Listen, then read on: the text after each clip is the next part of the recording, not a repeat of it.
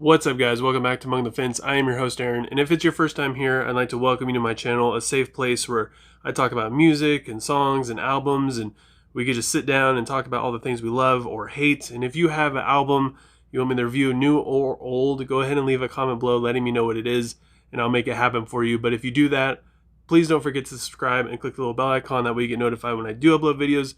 That way you don't miss out. It sucks when people request things and I upload the video for them and they never see it. Yeah. Speaking of which, this review is brought to you by somebody who left a rather lengthy comment on my review of Amir's newest album, Hindsight, which it got a lot of comments. Considering it was a negative review that I did, it got a lot of comments about people saying I didn't know what I was talking about. It's a great album. I need to listen to it better. I need to be nicer to Frankie Palmieri, which honestly, they were all very respectful, which is something that I loved. I love getting to interact with fans. Just because I don't like something doesn't mean I'm telling you not to go like it. I mean, this is all just 100% my opinion. If you guys love something, freaking awesome. If I don't, I'm sorry. And the album we're going to be reviewing today is Fearmonger by the band Beneath The Massacre. Beneath the Massacre is a Canadian technical death metal band or extreme death metal band. They started about 2004, and they only have 4 studio albums, and they kind of had like this weird like solid run from like 2007, 2008, and then I think 2012 they came out with the album, and then they just kind of went silent, and then all of a sudden they came out with another album in 2020. And I want to start out by saying that technical death metal or extreme death metal isn't really my thing. I find myself gravitating more towards deathcore, metalcore, post-hardcore, things like that. And the only reason why is because I get really tired of blast beats. I get really tired of just fast arpeggio runs. They don't do a whole lot for me. Like, craziness for the sense of craziness, to me, sucks away creativity. And that's not to say that it isn't creative. It's just I have a hard time connecting with bands in that sense. I have a hard time just feeling anything from that kind of music. And I mean, it's not that it's not there. I just don't connect with it. So when I saw that Beneath the Massacre was a extreme death metal band, my first thought was, oh no, it's just going to be blast beats galore. And the guy who asked me to review this, who hated my Amir review, is going to be super pissed with me when I give this a bad rating just because I don't like this genre. And I was like, oh God, do I even want to do this? And the first song on the album, Rise of the Fearmonger, it is kind of like that. It does have some blast beats, some crazy fast guitar work, and it isn't very shy about it either.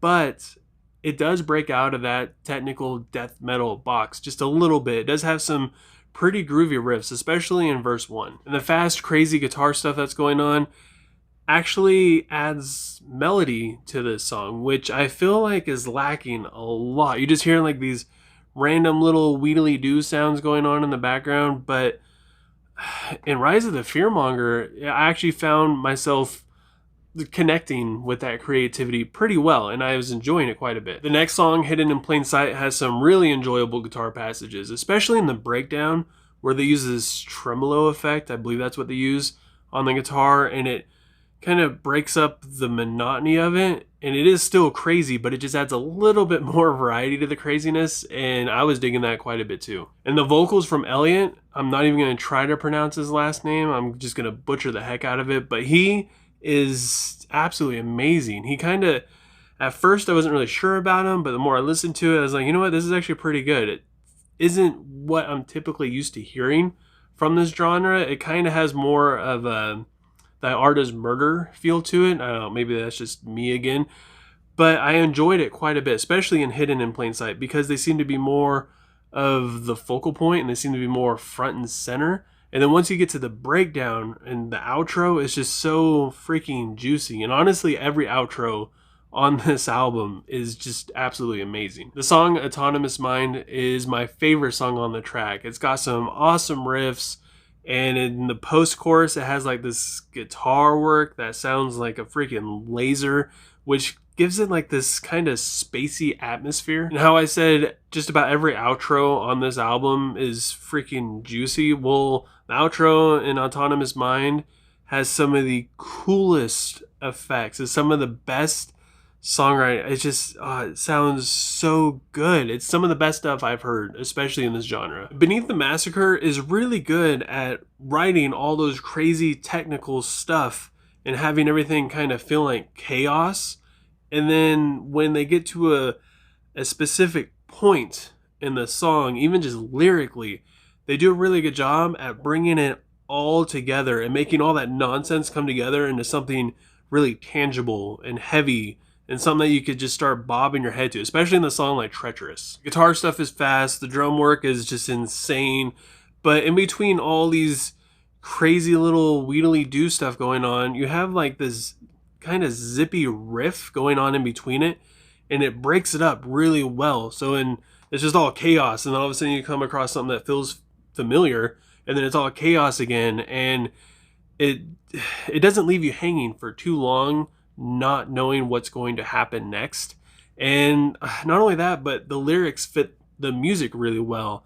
In fact, I would say like the lyrics are punctuated by the lyrics, especially in the outro, which is super fun and like very, very catchy. And the song Flickering Light, which musically is just absolute chaos, and maybe it was just me listening to this band a couple times, maybe I was just starting to catch on after a while, but the lyrics and again the vocals were kind of more of the focal point. It was actually kind of easy to understand the lyrics without having them right in front of me. Beneath the Massacre is also good at transitioning between songs. A lot of times the song's over and that's it, and just dead silence, and go right into the next song after that.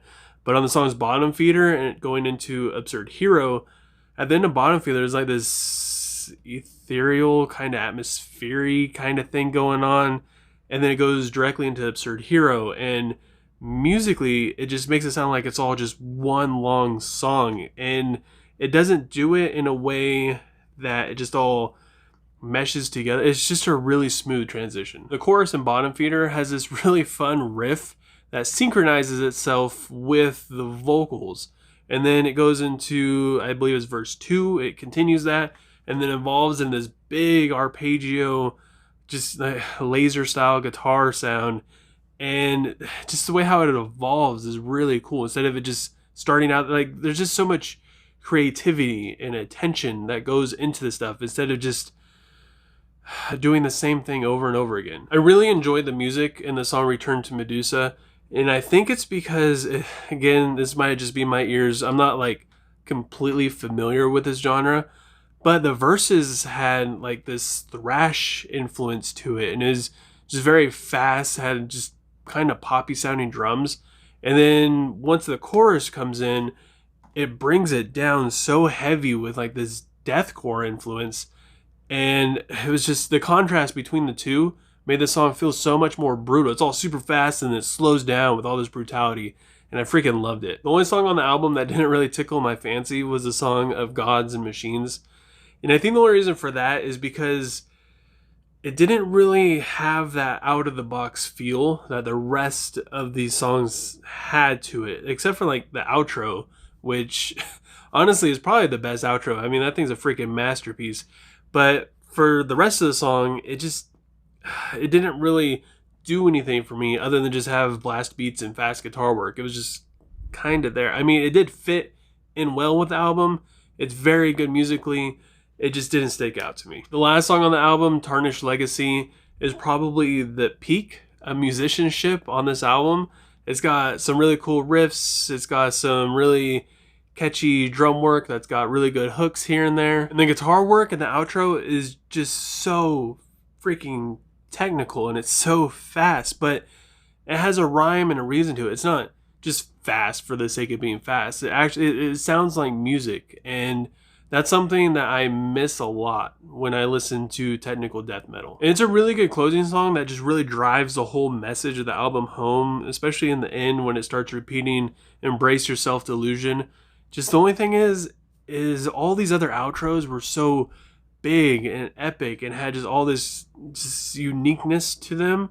And I felt like this outro just didn't really have that kind of climax. I just expected more. It wasn't bad, but I dinged a lot of the other songs a lot more. As far as the narrative goes for this album, I wasn't really sure who they were pointing a finger at. They were either pointing a finger at the government and its system, or they're either pointing a finger at religion, and it's kind of weird how you could confuse that, and they're kind of the same, especially when you look at these lyrics. And even though I didn't sit down and try to completely dissect them to understand the meaning of them, I still enjoyed them quite a bit. There's a lot of really good songwriting, a lot of good just poetic and well thought out lyrics in these songs. And not only that, but like I said, they go along with the music so well.